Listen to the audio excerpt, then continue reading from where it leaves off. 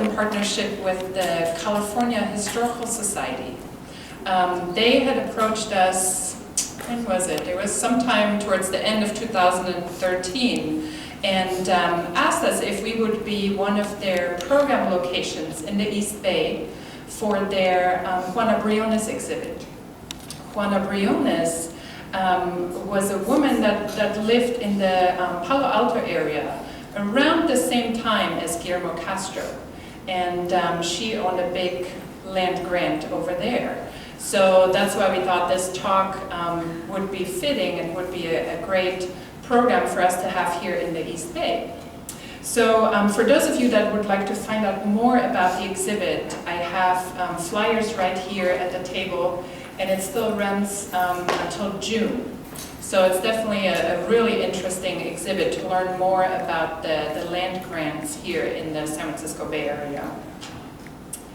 Now, it is my pleasure to introduce to you Edwin Contreras, our speaker today. He was born and raised in Lima, Peru, and he and his family moved to the US during his high school years. And eventually he graduated high school in New Jersey. He went to college at Wesleyan University in Middletown, Connecticut, where he graduated with honors majoring in chemistry and physics. I know, huh? You're like, am I in the right lecture? Yes. And the first time he visited the Bay Area, he knew right away that this was the place he wanted to live. So right after graduation, he moved to California to continue graduate studies in physical chemistry at UC Berkeley. Edwin has worked as a scientist and teacher and has been a longtime resident of Castro Valley. Edwin has also been passionate about history and is currently completing a master's degree in history at Cal State East Bay. His areas of interest are public history, the history of California, Latin America, and the Greater Pacific. So without further ado, here is Edwin Contreras. Thank you.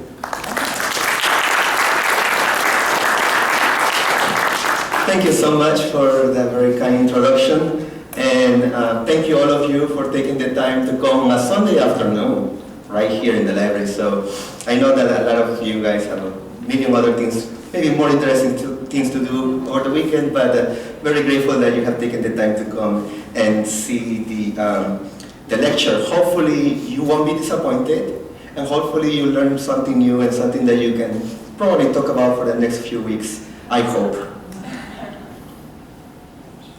Okay, so the title of my talk is Mexican Land Grants, the case of Don Castro's Rancho San Lorenzo. Why did I pick this topic? First of all, I've been a resident of Castro Valley for a long time, and I always wondered why they call it Castro Valley. And of course, I've been very passionate about history, to the point that I decided, okay, you know what, let me just get a little more professional with my historical approach, and so I decided to pursue a degree on that as well. But the case of Don Castro was particularly interesting among the different kinds of land grants and ranchos in the Bay Area, and in California in general. Don Castro, I kind of chose it as a case study for all of the injustices that occurred during the period after the American government took over California territory. And so in many ways, he is our poster boy of the case of land grants in general. I wanted to show you and start with a very romanticized picture of what the Californios and the original Spanish residents of California look like. This is, of course, a painting from James Walker, I believe circa 1860s, 1870s. And as you can see, the kind of attire that is being used and the kind of clothes that people used during the time is very similar to the clothes that was used back in the day in Mexico, mostly in the northern part of Mexico. You have to remember that the northern part of Mexico always had a ranchero culture, and so you can see a lot of jackets look like kind of mariachi jackets going back to the Mexican era, and the hats, and some of the Spanish ornaments that the men and the women used to wear during that time. Of course, this is very romanticized. Not every Californian dressed like that. This is certainly a picture of the upper class of California before the American takeover. So with that, let's start with the first introduction of course, if you're going to give a topic about California, you want to kind of have a little bit of an understanding on how California came into being, or what we consider to be California. This is a picture around, I believe, the 1700s, circa 1700s. And as you can see, people back in the day used to think that California was an island. Now, that kind of makes sense, because if you look at the whole state of California, originally, all of California, if you go at the southern part of California, there is a California peninsula called Baja California. And there are a bunch of little towns and especially ports on the southern tip of the California peninsula where people have been, trading for a while. But if you go up north, people back in the day did not know that California was actually part of the continent. They always imagined it was kind of a peninsula, kind of an island. And so, during the first exploration days of California, people didn't really know what was out there. They kind of knew the coast area, and they kind of imagined that maybe out there is, a continuation of a very, very long island. Now, as you can see, I wanted to first start with an introduction of the different kind of ranchos that used to populate the area. Most of the ranchos in California were located right by the coast, and that makes a lot of sense because one of the major modes of transportation, or the main mode of transportation, was by sea. So people will travel to different parts of California, but they will do it by ship. And obviously, anywhere where you could have access to water, then the settlers coming mostly from Mexico will actually populate areas of closer to the ocean. But even before the rancho area started, we want to take into account the very importance of the mission era. And the mission era in California, of course, originated since the very beginning of Spanish settlement in California.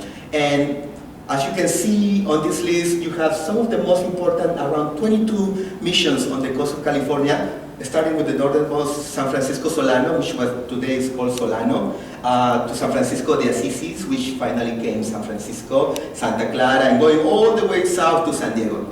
Along the way, some of these missions did prosper and did very, very, very well over many years. But also, the missions were at the core of the Hispanization of the California territory during the time. So, before you actually had the regular Spanish settlers or Mexican settlers, you had the Franciscan missionaries going to the different parts of California and trying to actually create little centers of Spanish culture and using religion as one of the main drivers behind this. Many people have conflicting arguments about the role of the missions in California. Some people said it was very detrimental. Some people said actually it was relative, and compared to the other experiences in the rest of Latin America, they say it was relatively benign. So it's difficult to say whether their presence in California was better than anywhere else, but it appears to be that the system of the missions was quite successful in general in terms of economics. They were rather wealthy. They had some of the best land in California, which eventually was passed to the ranchos. And as you can see, of course, a big chunk of Alta California, which is part of the American Southwest, and Nuevo Mexico, became part of the U.S. So right now what you're seeing on the right side is what used to be Mexican territory before the Mexican-American War of 1848. Okay. Where did they settle? And this is also a kind of a geographical representation of some of the most important ranchos in California. Anywhere where you see there is a dark area, this represents Mexican land grants and usually Mexican ranchos that were under California ownership. And some of, California is quite big, and at the time, most of the state wasn't really explored. People will stop at the mountains and then maybe go a little bit inland, but not that far. As you can see, they wanted to stay as much as possible and as close as possible, close to the water, because it was easy to trade and it was easy to get around. But anywhere that you see that is in black is mostly where most of the pastoral ranchos were in place. And what you have on the left right now is a representation of Mexican diseño. And the Mexican diseño, the translation in English, of course, means design. And a diseño pretty much represents a map of the rancho. They were really, really crude. They, for the most part, were done, just very simple drawings. A lot of times they were done by the actual person who owned the rancho. Sometimes they were also done by what you would call professional surveyors. But as you can see, some of the choices real estate in California, most fertile land with the greatest access to pure water, clean water, and close to places where they could easily trade, or mostly settled by the early rancheros. Okay, now, every time you talk about California, you think about this romantic and just wonderful view of what life used to be. And all of us are aware of the Western movies. I, for one thing, as a little kid, used to love watching Western movies, and it's one of the passions I always had. The Indians. I grew up in Peru, so the concept of Western didn't really make so much sense to me. I wonder where was that place where people used to wear hats and they have cowboys and then they have horses, and yeah, they have what you would call cowboys in South America, and we call them vaqueros. But I didn't really understand what it was and what the West really was like until I moved here, and I kind of had an idea. Okay, this is what the West is like. But going back in history. It's really nice to see all of these romantic tales of early California. There is one of my favorite books is 2 Years Before the Mask, written in 1840 by a Harvard student. He actually, this story is very fascinating because this student traveled through all of the southern part of South America, just took 2 years off from Harvard. And he, just visited different parts of California. He wanted to experience the life of a sailor. And he arrived in California in the late 1830s. And, he kind of observed what life was. And he was part of the trading expeditions from many New England ships that came and they did the trip around South America through Chile, all the way through Mexico, and all the way to the coast of California.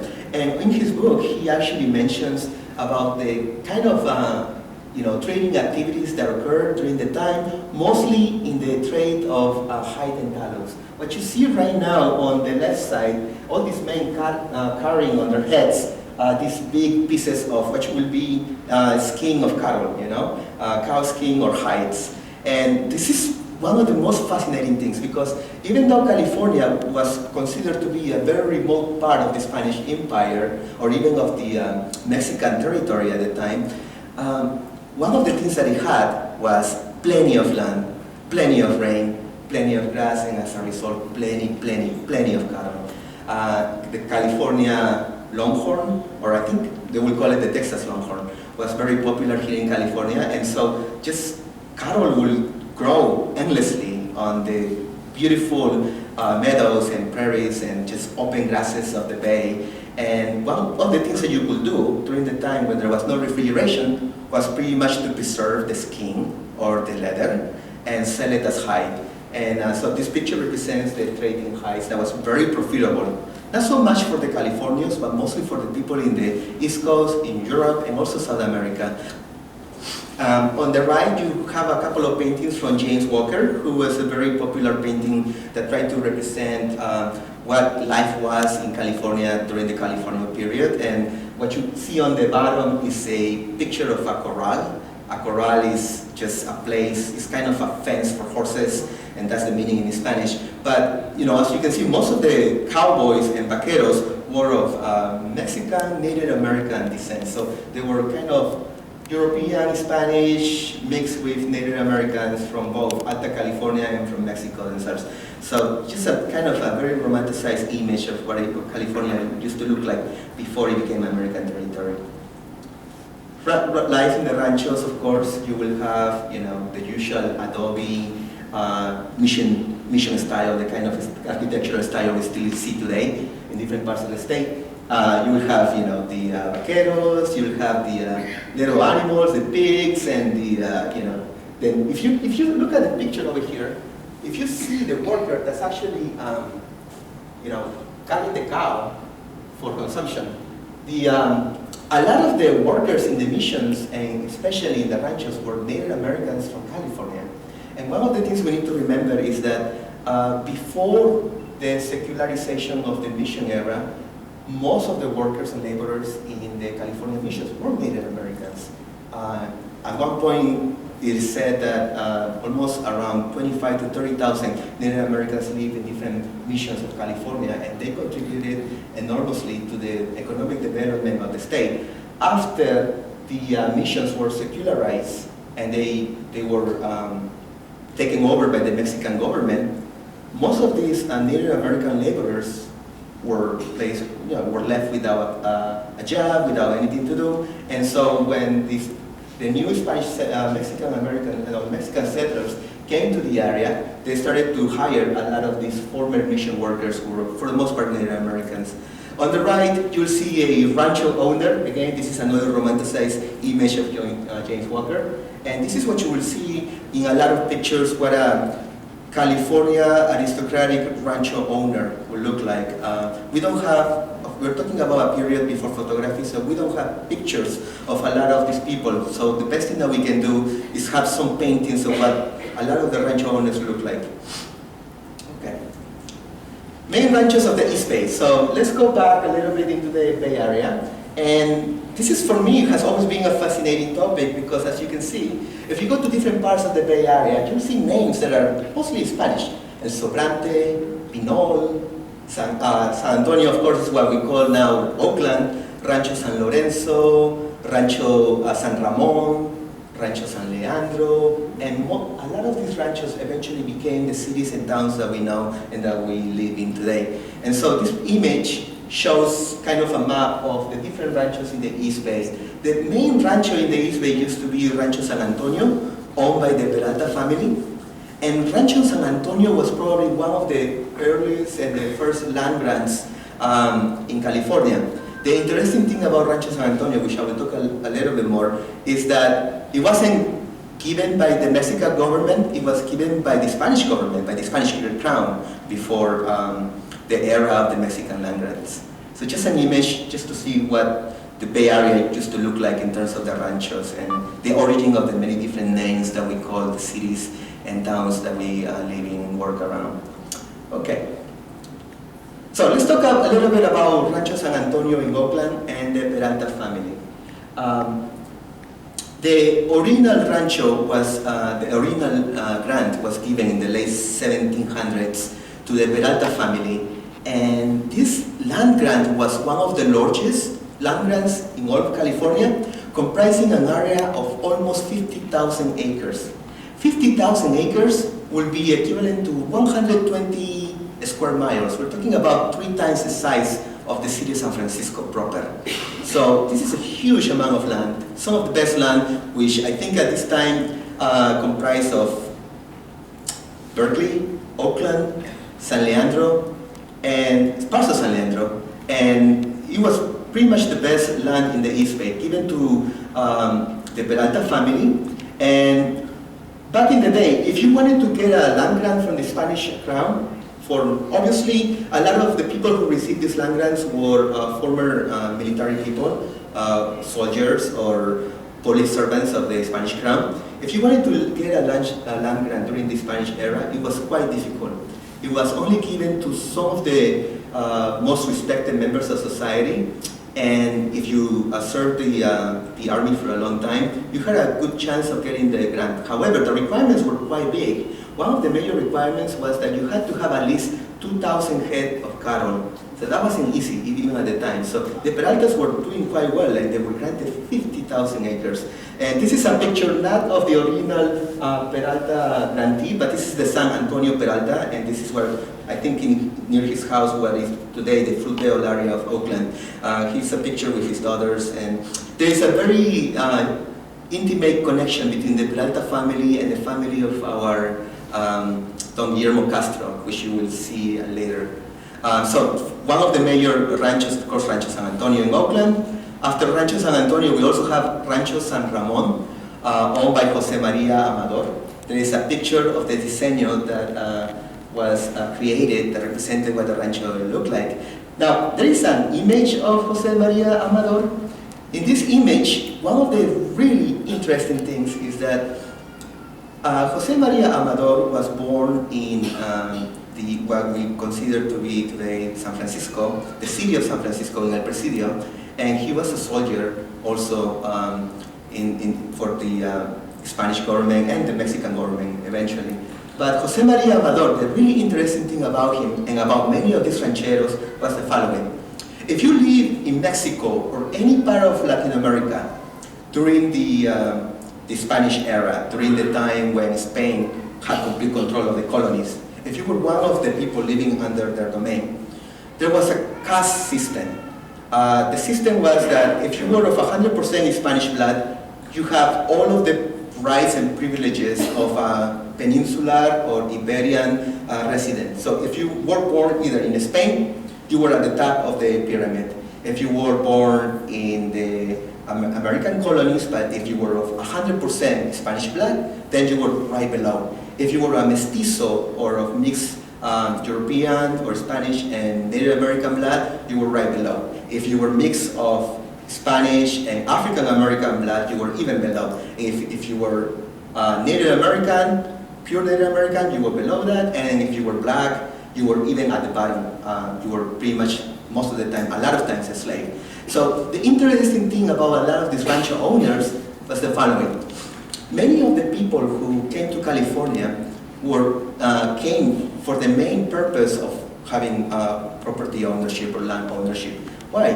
Because if you were a mestizo, like most of the Mexican population at the time, you could not have so much land. I mean, you were given, you were not given priority by the government if you wanted to claim an amount of land. So your position in society wasn't that good.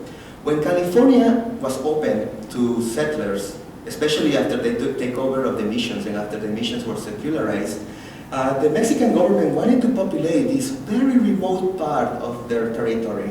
One of the ways they did that was to say, okay, anyone who wants to go to California, you're welcome to go there, and at your own risk, of course. We will give protection with the different presidios and different military posts along the coast, but you pretty much, if you're willing to go there, we will help you, we will protect you, we will give you land.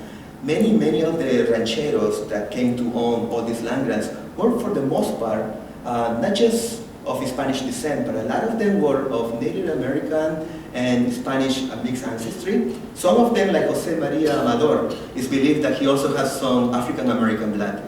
And among different rancheros, back in the day, right now Mexico doesn't seem to, the population of Mexico today does not represent some of the historical background. Mexico used to have a large African American population. Peru and different parts of Latin America used to have large African American populations, but back in the day, in the 1800s, you could still see some of the African American legacy in some of these California rancheros. And Rancho San Ramon was another huge land grant right in what today we call Danville and San Ramon.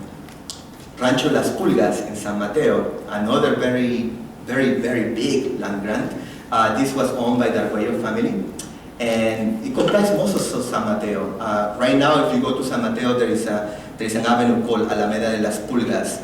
Las Pulgas in Spanish means sticks. So, like, a lot of times there would be all these little insects jumping on people. So they call it the Rancho of Las Pulgas.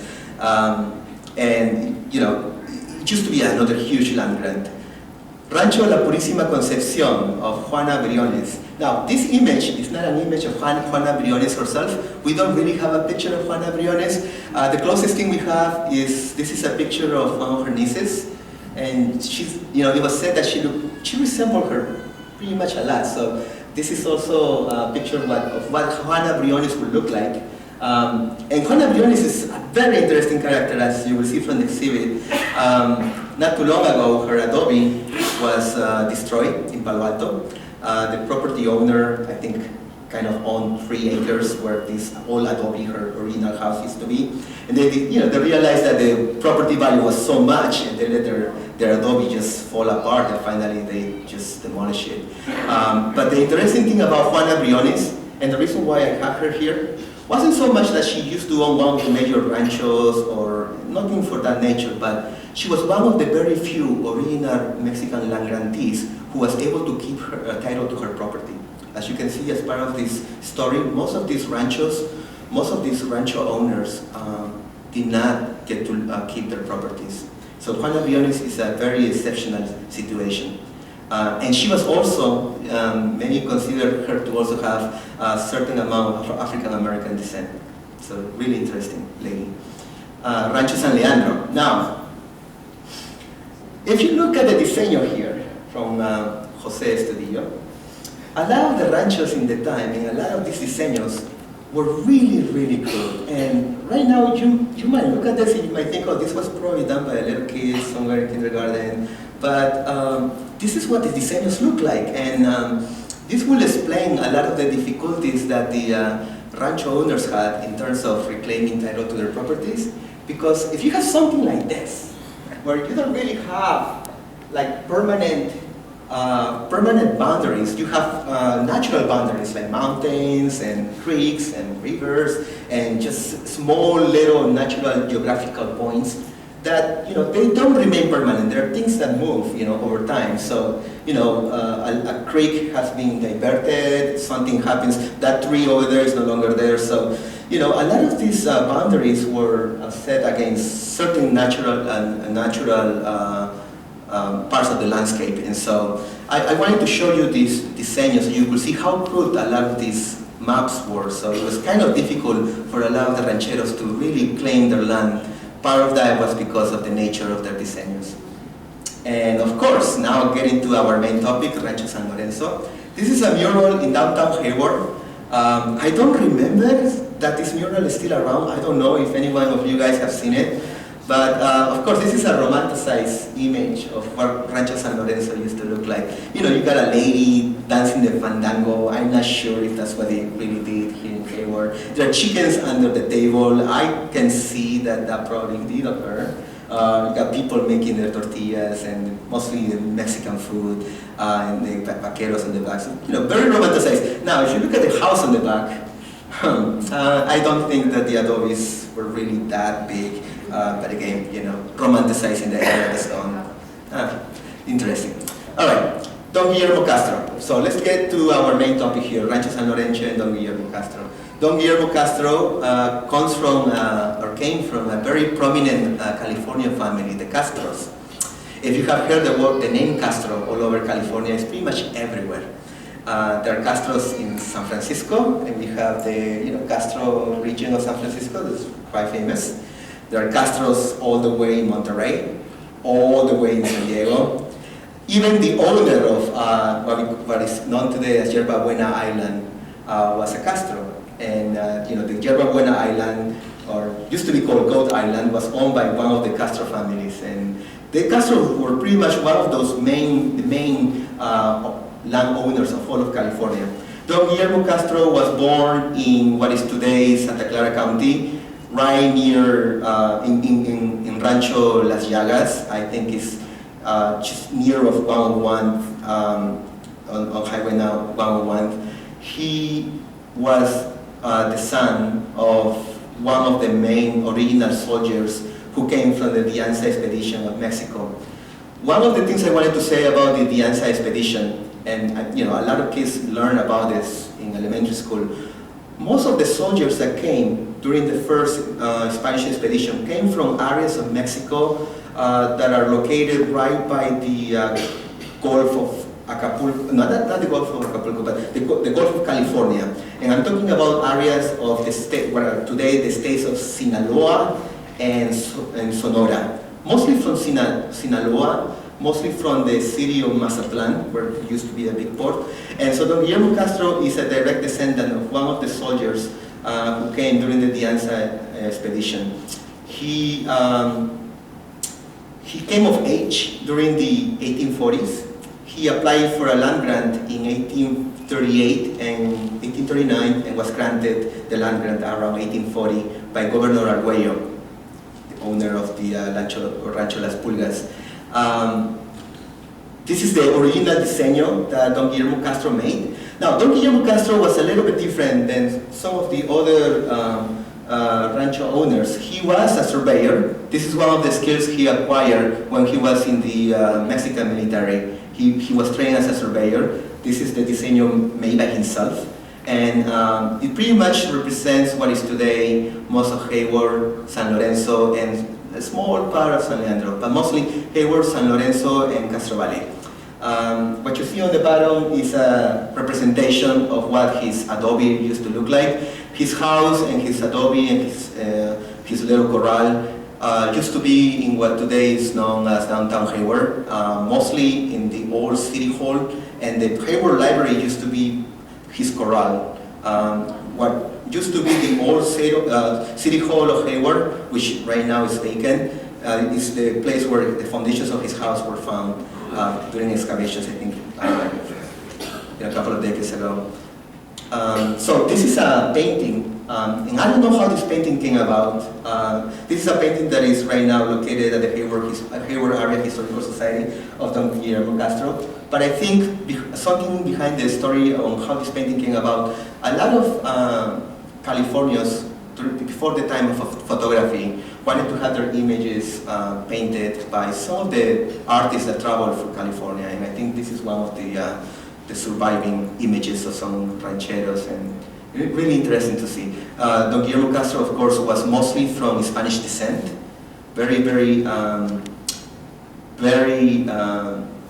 he was considered to be like a true, honest, hardworking, and just quiet, good character by a lot of people in the time. Some people claim him to be a very wonderful horse rider, a good soldier, but of course, there are multiple stories about him. Let's move on to the next one.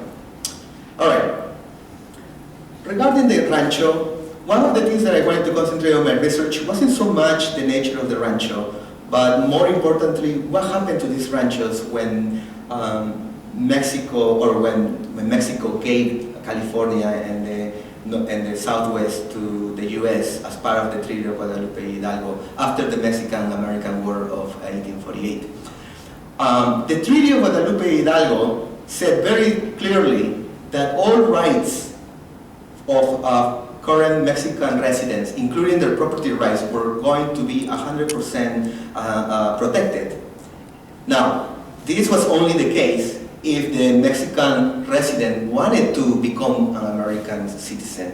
Of course, most of them said, you give me the choice. Either go back to Mexico without anything, or stay in California just to become an American citizen. I'll become an American citizen. So most of them became American citizens, whether they like it or not, just because they had to have, they wanted to hold onto their lands. And they were promised that, their property rights were going to be protected, which, as you can see, did not really happen.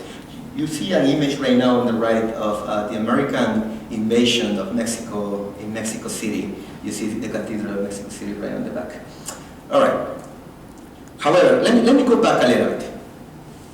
The Treaty of Guadalupe Hidalgo, besides having Mexico give all of California and what we consider to be the American Southwest to the United States, besides saying that it was going to protect the rights of a lot of the native population, the Treaty of Guadalupe Hidalgo was really imposed on the Mexican government. It wasn't an agreement between the two parties. It was pretty much you choose, I think the Mexican government received a couple of $1 million in exchange on top of that. So up to this point, the Mexican ranchos were relatively safe. Okay, California, not so interesting. California so far away from the eastern United States, Mexican rancheros didn't really worry so much about this. They say, okay, well, the American government promises to protect my rights. Okay, I'm going to stay here, no problem. However, something very, very, very, very, very unexpected happened right after the Mexican-American War. California Gold Rush.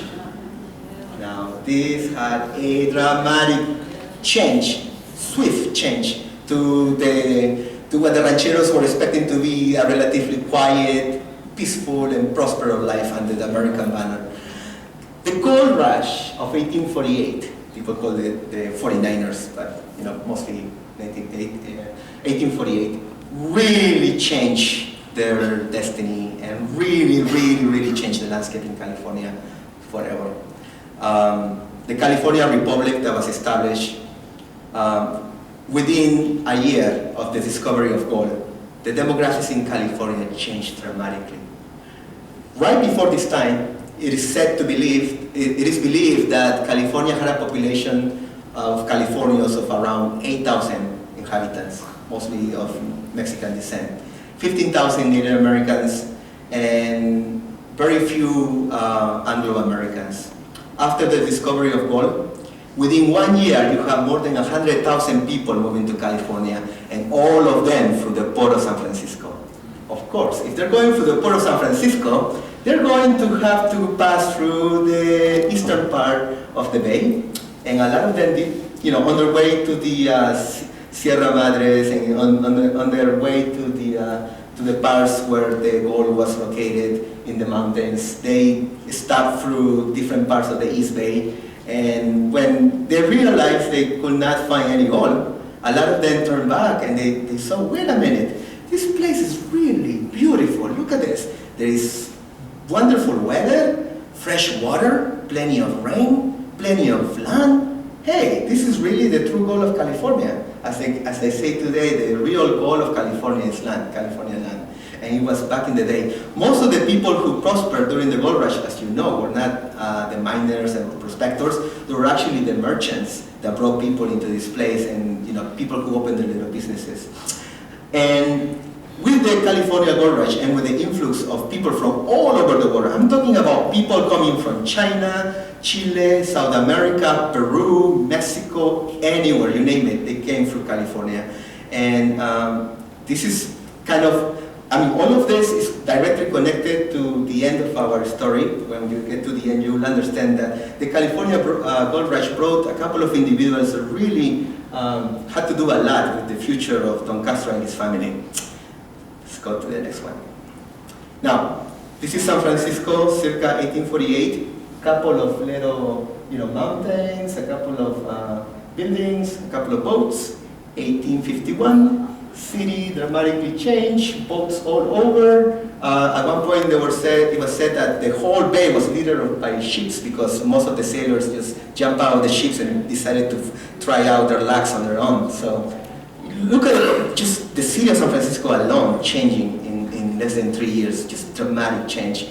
Now, one of the main problems that occur, of course, with all these people, a lot of these people borrow money, they did all kinds of things to make it to San Francisco and to the Bay Area and to go to the mountains and try to get gold. When they discovered they could not get gold, they came back and they actually were stuck in the Bay Area. A lot of them could not go back to the places of origins. So they squatted. A lot of people just stay in the East Bay and they sold this land and they're like, oh, this is all empty. I can just, take a couple of acres here. No one is going to bother. I just can, buy a couple of cows, just have them graze, produce a little bit of milk. Hey, this is really nice. You have to remember something about the American tradition of homesteading. Back in the day, the United States government will give people land. If you were an American citizen and you wanted to become a farmer, all you had to do is go out there on the frontier, build a little house, have a couple of cattle, maybe plant, a little bit of, just vegetables or corns or an orchard, and you can claim up to 160 acres of public land to yourself. And the government will be, okay, you live there for at least 5 years, you get your title, 150 acres, no problem. You want to go further, you get more, no problem. So, this old tradition of American homestead, came to California with it. A lot of the people who came through the Bay Area during the gold rush, they came with that mentality like, oh, okay, I can just, stay over here. I don't know if this property has an owner, I can just stay around this area. Maybe the government will give me title to this. But as you know, most of the productive land was already owned by the Californians. Now, after the changes that came with the transition to American ownership, there were a couple of laws that were really detrimental to the plight of the California rancheros. First and foremost was the Land Act of 1851 from the Public Land Commissions. Now, this law required every single California ranchero owner to prove title of their property. You pretty much had around 800 land grants, Mexican land grants, in all of California. Every single property owner had to go to the land commission and pretty much make their case. They had to prove that they owned the land, they had to prove property title. And this was really, really, really difficult. The process was made in such a way that it was pretty much against their odds. A lot of these cases took at least 15 to 17 years. And if you are going to go on to court for 15 years, you know you need to have a lot of money to do that. And these people didn't really have liquidity. Most of their wealth was tied to the land. Now, there were other forms of taxations that really devastated the financial well-being of the rancheros. If you are under the Mexican or land form of taxation, you are taxed based on the productivity of the land. So you can have 50,000 acres, that's okay. If you produce $1,000 worth of produce or cattle or whatever, you are only taxed on the productivity that your land has. On the new American system, taxation is completely different. You are taxed based on property size. So if you own 50,000 acres of land and you don't produce anything, it doesn't matter to the American government. You still have to pay your property taxes. Something that all of you guys understand today, right? Now, besides this form of taxation, there was another kind of taxation that was really discriminatory, as you can imagine. A lot of these people who came were from different, mostly from the United States, you will say, and they really resented a lot of the California rancheros. Because how could you have one person owning 20,000 acres? This is really unfair. And from the Americans' belief, from the belief at the time, a lot of these rancheros were considered to be part of the new kind of oligarchy, like landowners. And so they passed different tax laws. One of them was a mining tax. And what does that have to do with the pastoral rancheros? What do they have to do with mining? One of the things that really affected them was the resentment from the people.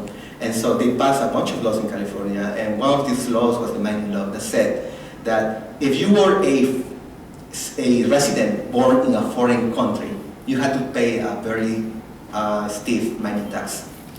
Now, most of the California rancheros were born in California, which wasn't part of the US. So California was considered foreign land before. So all of them had to pay this tax whether they like it or not. It is said that there was a dual system of taxation and regulations. One system for the Anglo-Americans and another system for the California or Mexican Californians. And the system for the Mexican Californians was quite discriminatory in many different ways. Anyway, you can see when I show you some of the evidence I have. Also, of course, there is the old, I mentioned this about the old homestead tradition in America. And this also had, a big influence against the California land. What you see right now is an invoice from Don Guillermo Castro, written in 1863. This is from the Bancroft Library. On the bottom you see Don Guillermo Castro's signature. This is an invoice to Alexander Grogan, the attorney for Ph.D. Atherton in San Francisco. This is an invoice for $150. So one of the really interesting things, if you go and try to understand a little bit of the finances of Don Guillermo Castro and all of the finances related to his rancho, was the fact that, like many different rancheros at the time, from 1951, they have to hire an army of attorneys to defend title to their property. Don Guillermo Castro was one of them, but he had no liquidity. So what do you do when you have plenty of land and very little liquidity? You cannot sell the land because there is no title. I mean, the American government says that you are going to prove ownership and title of your land. You cannot do much if you don't have title. So you can either sell at really, really, really low prices, because that's what people do today. I mean, if somebody wants to sell you a property and they tell you the title is not guaranteed, you're not going to buy it. Or you're going to speculate, maybe pay a few cents on the dollar and take the risk. If you get ownership and you get title, hey, great. If not, then bad luck. In his case, what he tried to do, just like many Californians, they tried to borrow money. I mean, you have collateral, and people will come to you and say, hey, you know what, Don Guillermo, do you need $150? Which back in the day was a lot of money. And you will say, well, yes, I need money because I have my attorney, I had to pay my attorney, they had to go to the state Supreme Court, they had to go to the federal Supreme Court, and so they kind of had to borrow money from different people. One of the people he borrowed money was F.D. Atherton, and I'll talk a little bit more about him later, but this just represents, an example of the many different kind of notes that he had to have in order to finance his legal battle. Back in the day, the concept of predatory lending was also very similar to the predatory lending that we know today. If you look right in the middle, there is a 2 and a %. The rates of interest rates, the interest rates that were paid at the time was 2% per month.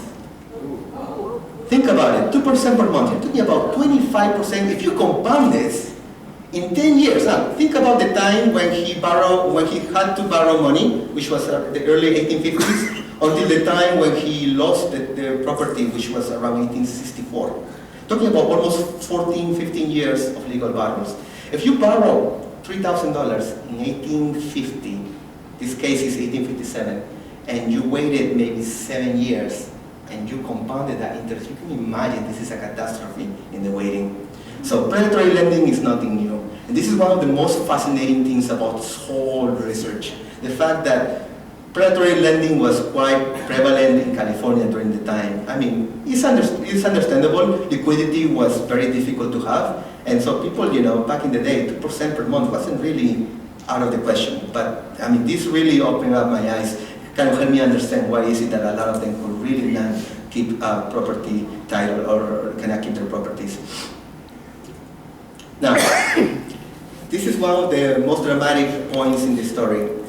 The ranch of Don Guillermo Castro gets foreclosed at the steps of the old Alameda courthouse located in San Leandro. This courthouse went down during the earthquake of 1868, so it's no longer there. But this is what a picture of it before it got destroyed. Right on the footsteps of the courthouse, Ph.D. Atherton, you can see the image on the right, foreclosed on him for a total amount of around, I believe, $400,000. $400,000 in 1864. Now you can imagine how much money that is. I did a small calculation of the total amount of dollars during that time to the actual value of today. The actual value of today will be at least 25 times. So multiply 400,000 times 25, that's the actual amount of money that was at stake. Now, I wanted to talk a little bit about Ph.D. Atherton because he is a key person in this whole story of the Rancho San Lorenzo and the plight of Don Guillermo Castro. Ph.D. Atherton was born in Hopkinton, Massachusetts, where the famous Boston Marathon starts. Came from a regular working class family, New England. He became a sailor boy at the age of 16, traveled all over the world in those New England ships. One of his travels, he visited the port city of Valparaiso in Chile, and he stayed in Valparaiso for many, many years. He became one of the most wealthy people in the Pacific, and I'm including all of Asia and America in this. Ph.D. Atherton made most of his wealth in shipping and trading with the Californians. And he was aware of California back in 1830. He visited California many, many times, but most of his wealth was in Chile.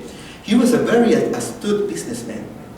So astute that he started to invest so much money in real estate in the Bay Area, mostly in the Bay Area.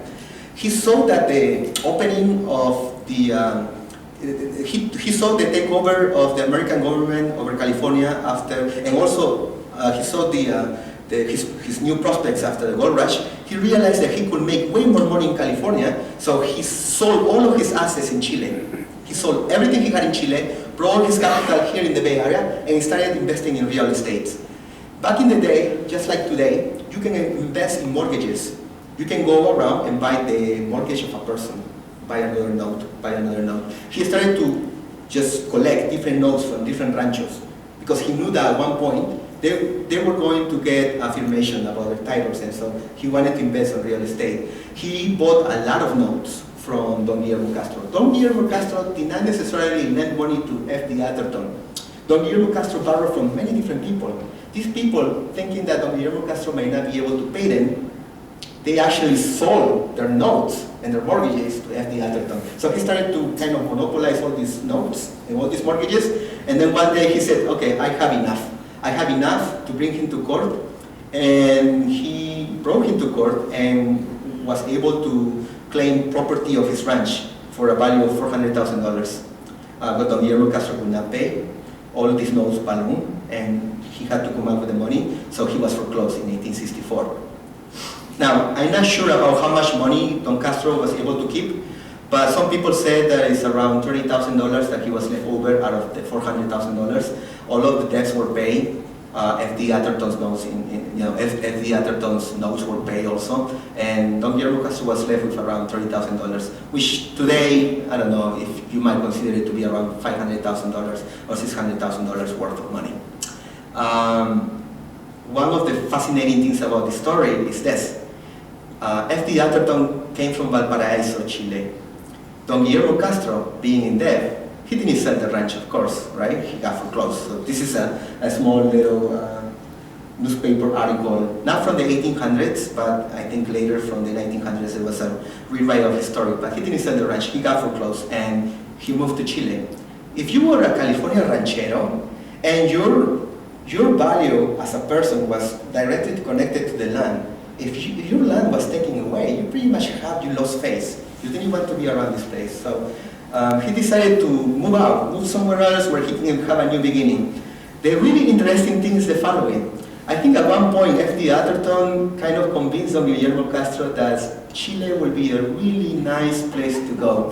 And you know what? If you've ever been to Chile, you will understand why. Chile, since the beginning of, since it was discovered by the Spaniards, has been similar to California in many ways. I mean, all of it is on the Pacific, looks just like the Bay Area. If you go to Valparaiso, I like to call it Valparaiso. But Chile is a very, very prosperous country. Even now, and even back in the day. Agriculturally, it's a wonderful place, similar to the Bay Area in weather, very fertile valleys. So I guess at one point, Guillermo Castro kind of figured that, hey, this will be a nice place that I can start all over. But that wasn't the only reason. There was another reason. And I'll get to this. Let me just, okay, yeah. I'll get to that a little bit later. What did the F.D. Atherton do with Rancho San Lorenzo? He broke it up like a good realtor and good prospector. He split the rancho into multiple parcels and started to sell each parcel at a time. This is, I mean, he sold so many parcels that he had to create a uniform contract for Rancho San Lorenzo. I mean, on the top, it will say Rancho San Lorenzo, contract of sale, F.D. Atherton with, and then they will just fill in the names of the other people. And everything else, they will fill in the price. So he made so much money. He, over 3 years, was able to sell most of the money, most of the land, but it took him at least 10 years to sell all of it. So this is an example of a contract sale. This is from the California Historical Society library. And this is, again, a map of all the different parcels that you can see. Different prices, different sizes. Anyway, just very fascinating story of how much money he made in real estate. Let me go to the next one. Okay, California land ownership. Originally, during the Mexican era, it was said that 13 million acres was owned by the Mexican land grantees before 1848. 2 years later, 64% was still under Mexican California ownership. 1860, 29%. And 1890, less than 5%. Very dramatic change in property ownership. And as I explained, there are many reasons behind this, but just really, really dramatic. Most of them were not able to hold on to the titles, mostly because of the expenses that had to go into defending the titles through the United States Supreme Court. If you bring a case to the Supreme Court today, you will realize how expensive it is. Back in the day, you had to bring it to the California Supreme Court, and then later to the US Supreme Court. So if you have a case lasting 15 years, you will spend a lot of money. Most of the rancheros could not sustain that amount of expenditure. And so most of them were either forced to sell the land or either foreclose because of different speculators and prospectors, and just decided to give up. Very few, like Juan Abriones, were able to keep it, but those are the exception rather than the rule. All right. Just a really interesting just overview. So Don Guillermo Castro leaves to Chile. All right. So what happened to Don Guillermo Castro and his family when they moved to Valparaiso, Chile in 1865? Now, the rancho was foreclosed in 1864, but on the records it says that he left California in 1865. I was really intrigued by this question. Because, I'm native of South America. I've been to Chile before, and I just could not imagine a Californian, or a native Californian, moving to South America in the 1800s. It just didn't appear to me to be a likely situation. First, because a lot of the republics in South America were quite unstable. Remember, most of the South American republics gained independence from Spain in 1810, 1820. So those republics were rather new. But then I thought about it, and I said, you know what? It does make sense. It really makes sense. And there are three reasons for that. The main reason it made sense was, of course, F.D. Atherton talked about all these wonderful opportunities in South America, so that was the number one reason. Second reason was that in 1860, during this time, 1865, you were at the peak of the era of guano and saltpeter in the Atacama deserts of Peru and Chile. This was a time when people from all over the world went to the different kind of gold rush that happened in South America. This was called the guano gold rush. If you ever buy guano today, it costs $10 a little bag. You put guano in your garden, or the best organic fertilizer you can get. In the 1800s, guano was as expensive as gold. So, like people from all over different parts of the world would buy guano, and it created a new type of agricultural revolution. People from different parts of the world came to Valparaiso, either to Peru, in El Poro Callao, or Valparaiso in Chile to be part of the guano trade. Now, this is just my speculation. There is no proof that Don Guillermo Castro partook in this kind of this new kind of guano gold rush. But I'm thinking, if you were going to go and start a new life in a new place, you want to go to a place that has a lot of potential. And Chile and Peru did offer a lot of potential during the 1860s era. And then the third reason, which I haven't mentioned to you, but I will mention now. During this time, Don Guillermo Castro had, I think, 9, 10 children, maybe 11 children. One of his daughters, the oldest daughter, Maria Encarnacion, she was married to a man from Argentina. Now, Maria Encarnacion was married to this man from Argentina in a very peculiar story. And I'm going to start with the story because then it will kind of connect all of this. Don Guillermo Castro, like all of the rancheros during that time, wanted to spend some of the relaxation time in the many different bars in San Francisco. Don Guillermo Castro goes to a very, very popular saloon, mostly frequented by South Americans and people of California descent. And this saloon was called the Saloon of Happiness in San Francisco. Don Guillermo Castro was sitting right at the bar, drinking with his friends, and there were two men from Argentina sitting right next to him. One of them was called Jose, and the other one was Antonio. And both of them were Jose and Antonio Guevarra. They came from Mendoza, Argentina, and they actually ran away from the Argentine government in 1845, 1848. They fought against the Rosas government of Argentina during that time, and they ran away from Mendoza all the way to Valparaiso. When they were in Valparaiso, they heard the stories of gold in California. They had nothing to do in Valparaiso, so they took a ship and they traveled all the way to San Francisco prospecting on gold. They didn't make any money, but they had a friend called Patricio Lynch. Patricio Lynch opened that Saloon of Happiness in San Francisco. So when Antonio and Jose came back from the gold mines penniless, they stayed in San Francisco because they were waiting to go back to California, to Argentina, but they didn't have any money. So they actually decided to stay in San Francisco, work for a year in the bar of their friend Patricio Lynch.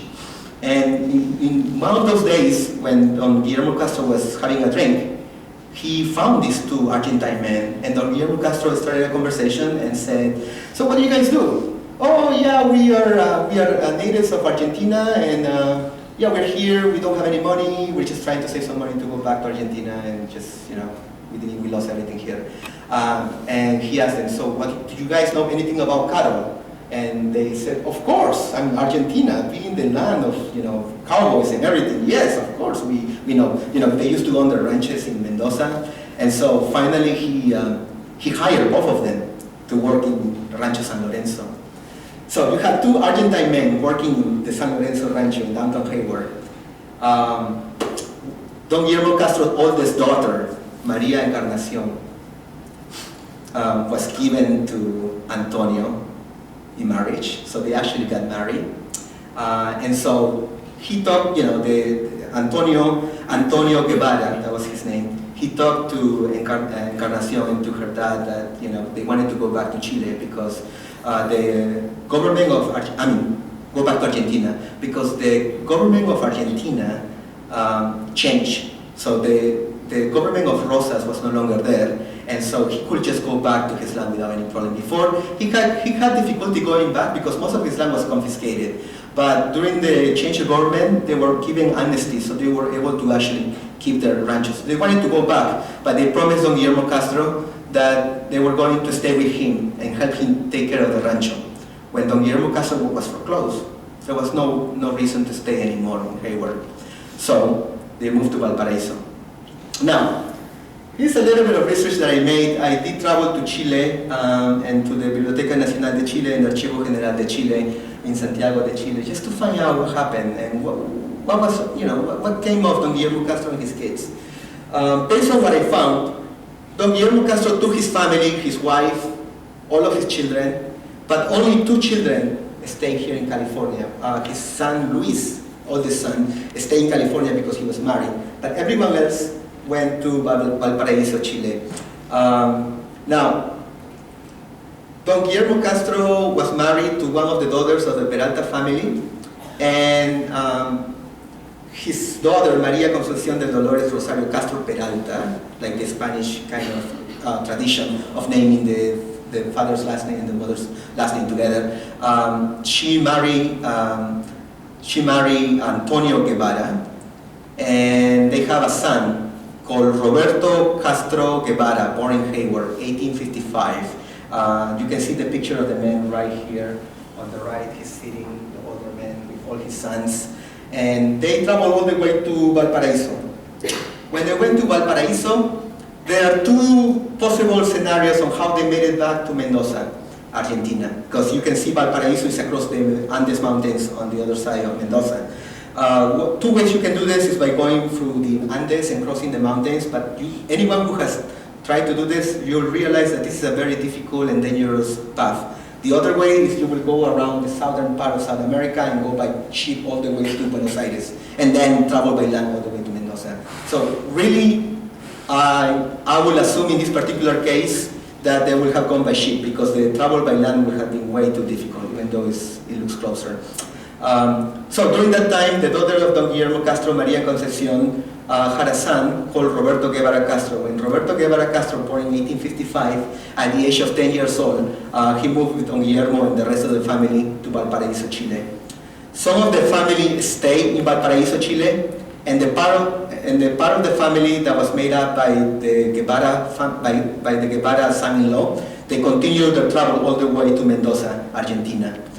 And so this is Roberto Guevara Castro, and he had a son called Rafael Guevara Lynch. So anyway, here's a picture of Santiago de Valparaiso. It's very close to Mendoza, but it's actually really far because there are so many mountains, so it's better to go by sea. This is the picture of Roberto Guevara Castro and his family. Now, the woman on the left side, her name was Ana Lynch. Ana was also born in California. Ana Lynch was the daughter of Patricio Lynch, the same man who owned the Saloon of Happiness. So this is what happened. The Guevara brothers and Patricio Lynch were childhood friends who were neighbors in Mendoza, Argentina. Both of them owned, their ranches were across each other, so they grew up together, played together, and they both ended up in the Bay Area.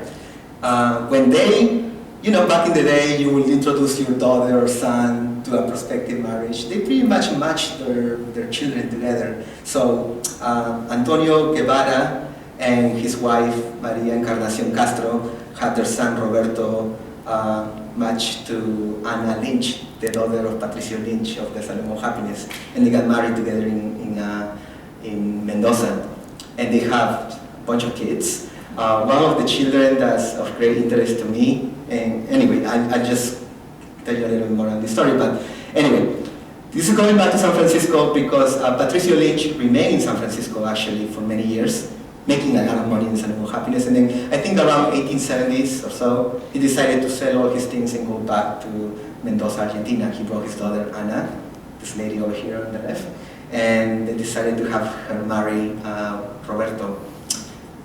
And Roberto had another son called Ernesto Guevara Lynch, who is the man on the top. He was an attorney. I just wanted to talk a little bit more, before I go, sorry, about Roberto Guevarra. What did he do for a living? He became a very, very, very successful surveyor, just like Don Guillermo Castro. He became a professional surveyor for the government of Argentina.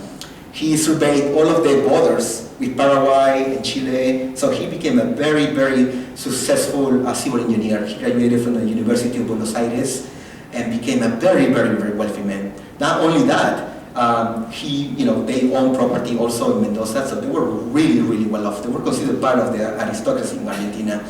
And so, just talking a little bit about that, Ernesto Guevara Lynch became an attorney. This is the youngest son of Roberto Guevara, who was born in Hayward. He had 6 kids. The oldest son was known as Ernesto Guevara de la Serna, born in Rosario, Argentina in 1928. So can anyone guess who he might be? Che. Comandante Ernesto Che Guevara de la Serna, oldest son. Very fascinating, very fascinating. For one reason, when I found this, I almost dropped on the floor because I know that I wanted to find out what happened to the Castro family. I know that they were kind of victims of injustice, and anyone who, you always want to root for the underdog, and I wanted to know that something better came out of this, and in many ways it did. If you think about the story, how the story makes a circle, Che Guevara, or Ernesto Guevara de la Serna, as his official name is known, is a picture with his mother and his father in Havana, Cuba, right after they took over the government in Cuba. Ernesto Che Guevara was influenced very much by his grandparents. Remember, his grandparents, Roberto, born in Hayward, and his grandmother, Ana, born in San Francisco, had tremendous influence over little Ernesto growing up. And they talked to him about these wonderful stories of old California, and about all the ranches and the gold rush, and little Che Guevara running around thinking about all these stories of great California, being particularly close to his grandmother, just was told of these wonderful stories, but also the stories of injustice. One of the stories of injustice that he heard about was about what happened to his great-grandfather, Don Guillermo Castro. And I found this really fascinating story that was told by Che Guevara's father in Havana, Cuba. So anyway, I mentioned this already, but let me go over here. This is from an interview by Russian journalist I. Labresky, a conversation with Ernesto Rafael Guevara Lynch, 1969, Miramar, Havana, Cuba. The first thing to note is that in my son's veins flow the blood of the Irish rebels, the Spanish conquistadors, and the Argentine patriots. Juan Antonio and Jose Gabriel had no luck. So we're talking about the 2 Argentine brothers who were at the Saloon of Happiness and ended up working at Rancho San Lorenzo. There they made the acquaintance with a local aristocrat, Don Guillermo Castro. Now, these are the words of Che Guevara's dad in Cuba. Our family waged a long battle in court, referring to the long process of proving title. We were left with nothing but court expenses. However, we won't make a point of complaining of that score. After all, if they have returned the land to us, who knows? Maybe our family's destiny will have been altered, and instead of producing the heroic figure of Mayor Che, who gave his life for the freedom of America, we will have turned out just one more rich and idle lander to litter the landscape. Really fascinating. If you think about, they actually lost everything, but in many ways.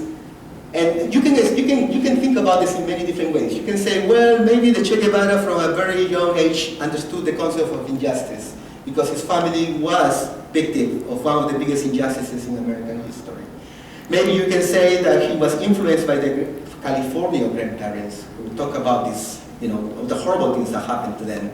And so maybe you can speculate, that's what you can do in history at times. You can speculate and just make, guesses.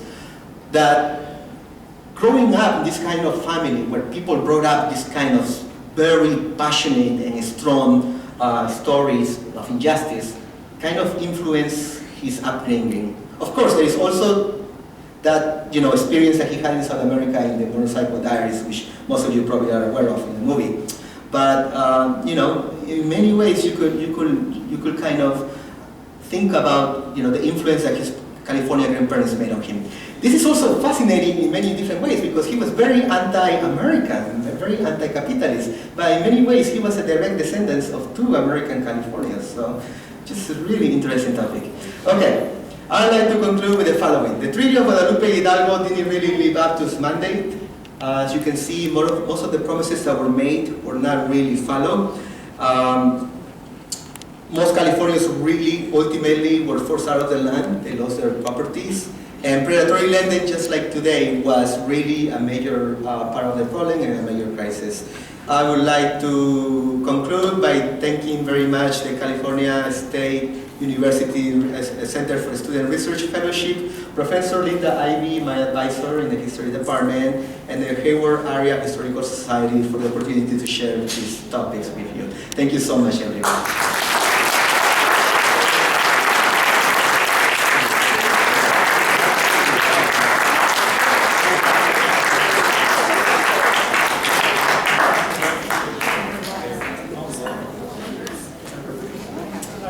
Thank you so much. Wasn't that fascinating? Yeah, and I'm sure there will be many questions, I would imagine. So I'll just let you take the question.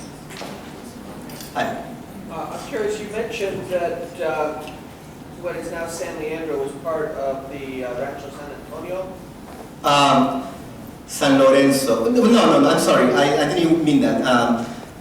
A small part, I would say, but most of San Leandro was owned by the Escudillo family, and it was its own Rancho San Leandro, of 6,000 acres. But a small part, you will say, yes. Yeah. Yes. I have a question. Was Guillermo Castro, was his title to his Rancho San Lorenzo, was it recognized by the... Okay, so this is really one of the coolest things about the story. If Don Guillermo Castro was able to hold on to 1965 and not got him foreclosed in 1964, his title was recognized by the U.S. Supreme Court, and I wish I would have taken a picture of that, but there is a picture of his, if you were granted, his title was finally recognized in 1965, but he was foreclosed in 1964. The signature of President, yes. 18 or 19? I'm sorry, 18. Okay, this one. Yes. If you get legal ownership to the land grant, you will get something called a patent. And the patent was given by the Supreme Court and signed by the U.S. President. His patent was signed by Abraham Lincoln, so I wish I would have shown that to you. Yes. So then Atherton was legally able Right, to he received title directly. So he was able to, that's why he was able to parcel all the property without any, Atherton was a very clever businessman. He would not have spent this much money, he would not have collected little mortgages and notes from different people all over California into one bundle. He pretty much bundled everything together. He would not have done that if he didn't know that there was a big chance for his property to be recognized, and it was. So he moved really fast. He moved right before the patent was given to him, and so in 1964 he made his move. How did he know that? How did he know that? How did he know that? Yeah, what would he speculate that? Okay. So just like today, you look at the situation, and you can see based on the legal advice that you get that is there a big chance that this person will be able to prove ownership? And based on the legal advice that he got from the time, as a speculator, he will not just make a blind investment. He will make a calculated guess. What are my chances? So there was a big chance because no one was, other than the squatters, there was no one else claiming a title to Don Guillermo Castro. One of the main squatters during that time, which I forgot to mention, was Hayward. Hayward was a squatter on Don Guillermo Castro's land, and I think Don Guillermo Castro found him somewhere in Palomares Canyon, squatting his land, and came around and said, "What are you doing here, man?" And he posted a big sign right outside his little door. And Don Guillermo Castro actually liked Hayward and said, "You know what, you're a really nice guy, and you know a lot about ranching. Why don't you come and work with me? I'll sell you 40 acres, come. So he sold him 40 acres right next to his house in downtown Hayward, right next to the library, and so they became friends. But Hayward prospered really well because he built a hotel and he was a very prosperous businessman. People who had to travel from Mission San Jose all the way to Oakland had to stop by Hayward at his Hayward Hotel, take a rest. So he made a lot of money. But yeah, there were a lot of squatters, which were really the main problem, yes. Yeah, when you were just discussing, I have an article I read down at the Historical Society about Hayward. Apparently, according to the article, he liked him and Castro gambled and drank a lot together. Okay. And apparently, Hayward was a better gambler than Castro was. Okay, so this is a very cool story, okay? And I have heard this so many times. I read this through my research. There is used to be a historian in the Hayward Area Historical Society, John Sandoval. He wrote a bunch of articles in the 1960s, mostly from the Hayward Review.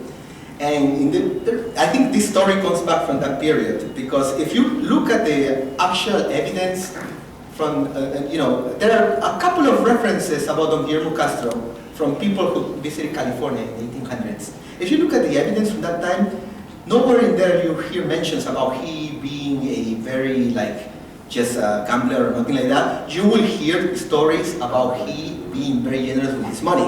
I'm not sure if that's the same thing as gambling away money. But during that time, even in different parts of the world, if you go, people show a lot of hospitality. So if you come here, okay, we're going to give you this, we're going to give you that. So he was, in that sense, he was considered to be a very extravagant man, very hospitalarian. He was very generous with his money. But I'm not sure that translates to being a gambler. So the gambling story comes from the time of Sandoval in the 1960s, one of his many different stories that he used to write in the Hayward Review. One of the stories says that just like today, in the 1840s, 1850s, Don Guillermo Castro and his vaqueros went all the way to Los Angeles to buy new cattle, because over time you had to change, you had to renew the blood of your herd. So he went to Los Angeles to buy 300 head of cattle or something more like that. And on the way to Los Angeles, he stopped by the town of Santa Barbara. On one night in Santa Barbara, he gambled money, and so he, the gold money that he was going to use to buy the cattle in LA, he actually lost it in one night of poker games in Santa Barbara. And he being so afraid and so honest, he decided to pay all his debts, but he borrowed money from the rancheros in Santa Barbara and continued to buy his cattle and go back with his vaqueros to the Bay Area. But this is just pure speculation. There is really no evidence, concrete evidence that he was a gambler. You hear people's stories, but I think everything is based on the fact that people did know him to be a very, very, very generous man. So I'm not sure if you can consider that to be, a gambler. So yeah, I think it comes from that story. Yes? I'm just curious, how did San Lorenzo get its name? Was that from him directly from the rancho? Yeah, so there are many stories behind this. This is one of the things about history. Unless there is something written and concrete, it's really difficult to say what the actual origin is. There is an old Spanish tradition of naming towns, rivers, and anything of importance with the name San, which means saint. So San Francisco, San Leandro, San.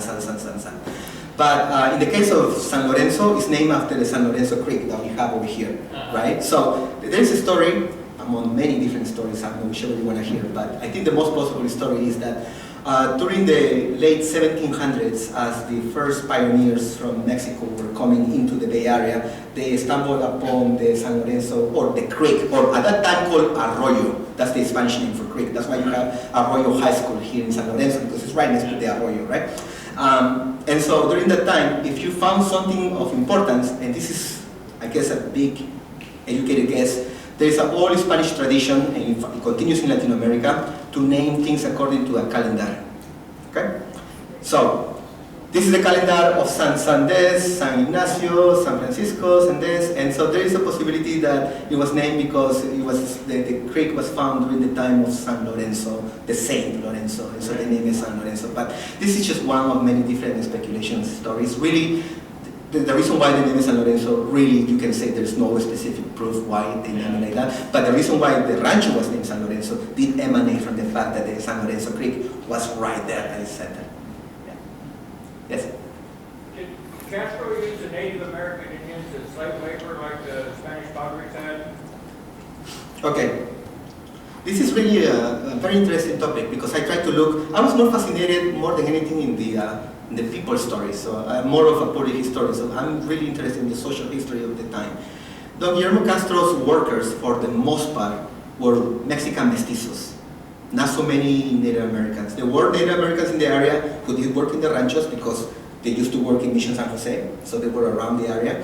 But Don Guillermo Castro really, I mean, it's difficult to say what kind of man he was, but based on the stories of different people who traveled in California during the time, they say he was, very noble Spanish. Among the many Spanish Californians, he was considered to be among the top, like the best, kind of, in many different ways. But most of his workers were mestizos. And as a matter of fact, when they used to die during that time, it is said that most of them were buried in what we call today the Lone Tree Cemetery, which used to be an old Mexican cemetery during the time. So I think there is a story from the Lone Tree Cemetery that back in the day, I'm not sure if this is a legend, but I think if anyone has seen the story of Lone Tree Cemetery, that back in the day there were a couple of Mexican lovers running away, visiting Don Guillermo Castro's house. And Don Guillermo Castro did not know who they were, but of course back in the day, anyone shows up in your house, you let them stay in your room, give them food, fresh water, maybe a fresh horse sometimes. And then one day later, you have this Mexican man with a rifle looking for these young people, and then Don Guillermo Castro is being asked, have you seen these people? And he's, yeah, they're going that way.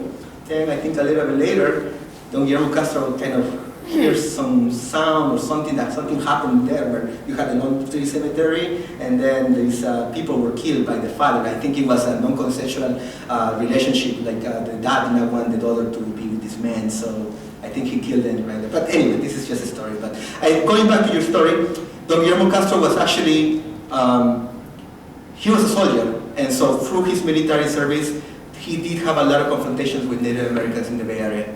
And I think there are a bunch of stories where he was also called an Indian fighter because there were a lot of Native Americans who would go around and steal his cattle, and so he would go and try to protect that. But most of his workers were Spanish or Mexican mestizos. So, yeah. So who came up with the name Castro Valley? Good question. I assume that when you have, I really, I mean, it would make sense that this was the valley of Don Guillermo Castro. But why they call it Don Castro Valley and who named it? That's a good question. I didn't think of that. Well, told me years ago that somebody said it was referred to back, I guess, in the 1800s as Castro's Valley. Right. So yeah, I guess this place was referred as Castro's Valley. But who decided to make this unincorporated part of Alameda County just Castro Valley? It's me. Very interesting. Yes. No record of it anywhere? Maybe. I haven't looked into it. Yes. Prior to Rancho San Lorenzo, under the ownership of Guillermo Castro, Yeah. was it just unclaimed land? No. Actually, the land that Rancho San Lorenzo, the land that Rancho San Lorenzo took over was some of the best ranching land from Mission San Jose. So, like, all of Mission San Jose, coming from Fremont, all the way, the ranching land went all the way to Livermore. So they have cattle all over. So this was like some of the best land from that came from Mission San Jose. It was under the church ownership. And then eventually came under the ownership of the Mexican government. The Mexican government got rid of the Franciscan brothers and decided to secularize the missions and give it to the Mexican citizens. So I guess during that time, since Guillermo Castro was a lieutenant in the army, of the Mexican army, he found an excellent opportunity. Also, you have to think of the fact that he was lucky because he married one of the daughters of the Peralta family.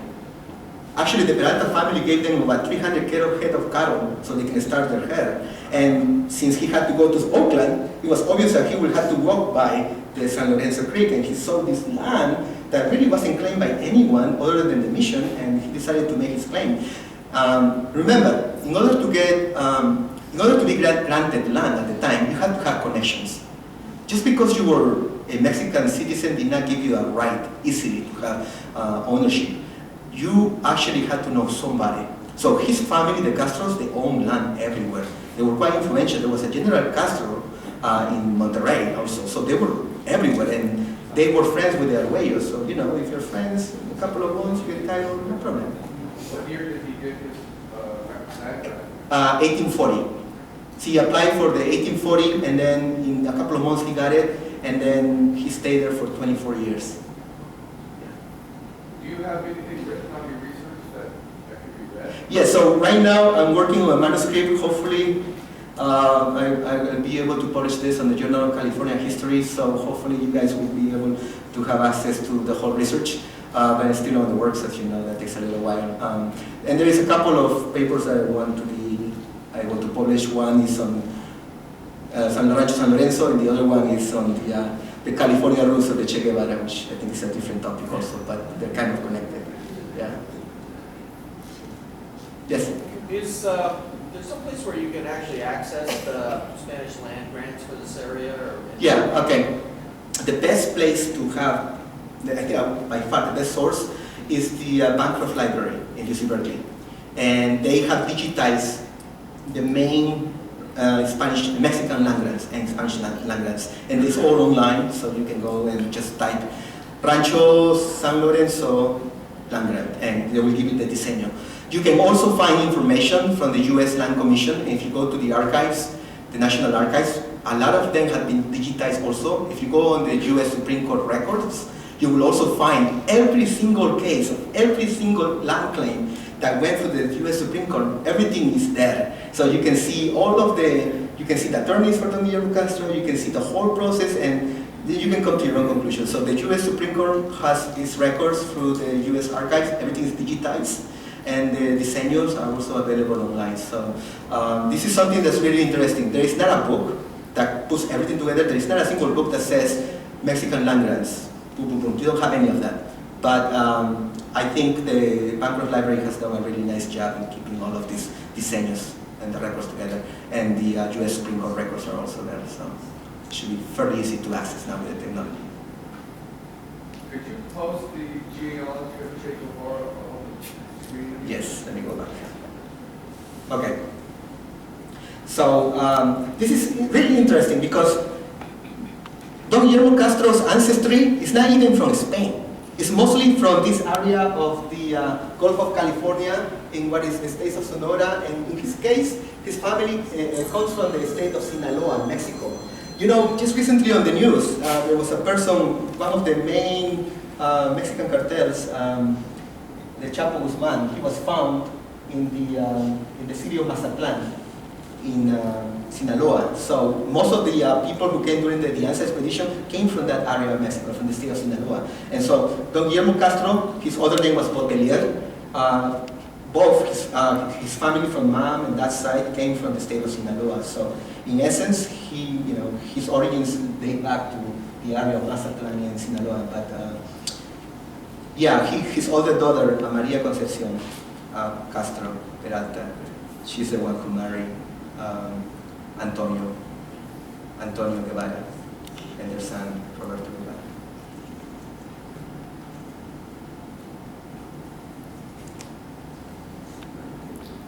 Yeah, question. Well, I remember you talking about the lawsuits and over the years, over the land and whatnot. Yeah. A friend of mine who's an attorney, I said, who wins the lawsuits? He goes, we do. Yeah. That's what are you talking about, I guess. When you get into a lawsuit, always remember one thing. You jump in the ocean, we're the sharks circling you. Their side and my side. We don't talk to you guys. We talk, the attorneys talk to each other and how they can make it. Right. One of the fascinating things about the story is that most of the attorneys who were involved in the litigation, they ended up being owners of a lot of California. So they were paying land, 1/3 to 1/2 of the actual property titles ended up in the hands of attorneys. So That's my case. yeah, I think it would have been better to be an attorney back in the day. Interesting. Yes, sir. I had a question on 1860. It lists Eden Township as Hayward and San Lorenzo. Yeah. Is that part of Mr. Della's estate or is that part of Castro? Okay. There were two Ranchos San Lorenzo, San Lorenzo Alto and San Lorenzo Bajo. The other San Lorenzo was a smaller rancho owned by the sister of Don Guillermo Castro, They were from the Soto family, and it was quite small, 6,000 acres. This Rancho San Lorenzo was 20,000 acres, so much bigger. But this is a kind of a confusion because some of it could be from that other Rancho San Lorenzo, which is San Lorenzo proper, and some parts of San Leandro. So I don't know, it's difficult to say. Well, where would Eden Township? Oh, Eden Township. Oh, okay. Eden Township was mostly Hayward. Yeah, all of Hayward. So that would have been his. Yeah, that, definitely. Okay. I mean, you know, I understand why they call it Eden. I mean, Garden of Eden, talking about that. Yeah, it's really beautiful. Yeah. And yes. Thank you for all your wonderful information. In my husband's lineage are pronounced, and I was just realizing as you were sharing some of this information, I tried to look, because there's so many, simply at his mother's parentage. And there is one that is a Castro, who was from Sanford, and she married Juan Pablo Bernal, and then he died after they had several children. And the interesting thing is, she went to Chile. Really? At about the same time that you're saying, and they were, I have to think they knew each other. I mean, they were a Castro, yeah, they were related somehow. Bernals, and Right. these people kind of, I'm sure they knew their families. Right. But I have the cards, you know, those little calling cards that they used to present from the 1800s, and it says Valparaiso. And it's her picture. Wow. But the interesting thing is, I knew that she married a gentleman from Chile, so I did some of that research. But I have a feeling there's a connection. Yeah, this is, I mean, one of the things I was looking at is if you want to know anything on genealogy, you want to go on the records of the California missions. Back in the day, just like today, in Latin America, up to the early 1900s, most of the marriage and birth certificates and records were kept by the church. So you want to go into the into the mission records of the Mission San Jose, you will find the birth certificate of Roberto Castro, and you will find the birth certificates of anyone who got married, died, was born, and you can, from there you can kind of trace the genealogy of these people. But I did find that most of the Castros in California, they all come from one family. And there is a big chance that it's true, so maybe you might be related somehow. Yeah. It's funny because, you know, Che Guevara, coming from the Castro family, he ended up working with another Castro, you know, Fidel Castro. So, I don't know, it might be related too, who knows? Maybe, yeah, so you can make all kinds of things about it, yeah. Yes, sir? Did you ever try to trace Guillermo Castro's ancestry back to Spain? You know, this is a very complicated issue because the records dating back are not that good. I mean, I tried to trace my own family records back to Spain, and it, like, past 4 generations, it proved really difficult. And the fact is that part of the problem comes with the fact that the records kept in Latin America, including Mexico, were kept by the church, and a lot of times there were wars, revolutions. When the Latin American countries became independent, there were, you know, a lot of these records were lost. A lot of the records, part of the problems with the land grants was the fact that most of the property titles the records were kept in Monterrey. During the war, a lot of those records were lost. So that's what happens when you have these kind of transitions. Stuff gets lost, and in the process, some of our history. And in the case of the California rancheros, their livelihood of defending title was lost also. I mean, it was so difficult to prove who owned what, because, I mean, if you look at the diseños, I mean, let's go back over here. If somebody gave you this, Antonio, come on. I mean, this is as good as you can get. And this is a Rancho Estudillo, and I mean, it looked like it was made by like a kindergartner, right? But I mean, believe it or not, this is as best as you could in terms of.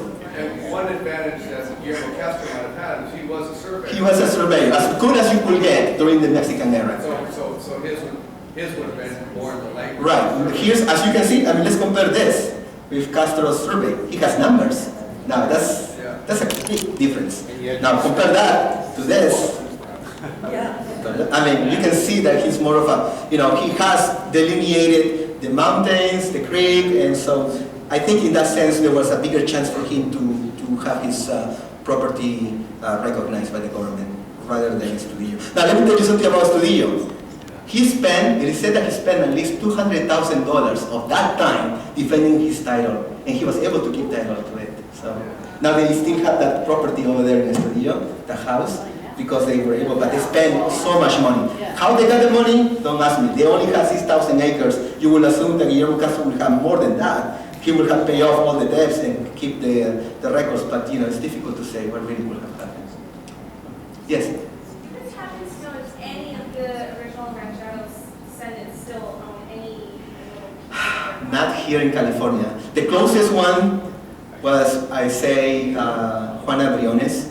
Her descendants kept to the adobe for the longest time, I think until the early 1900s or so, until they sold it to a doctor, I think. But she was an amazing woman, and you guys are going to have a whole series on that, but she happened to raise a family on her own, like a single woman, I think. And she managed to get all these attorneys. I mean, a woman without any formal education, going through this process where all these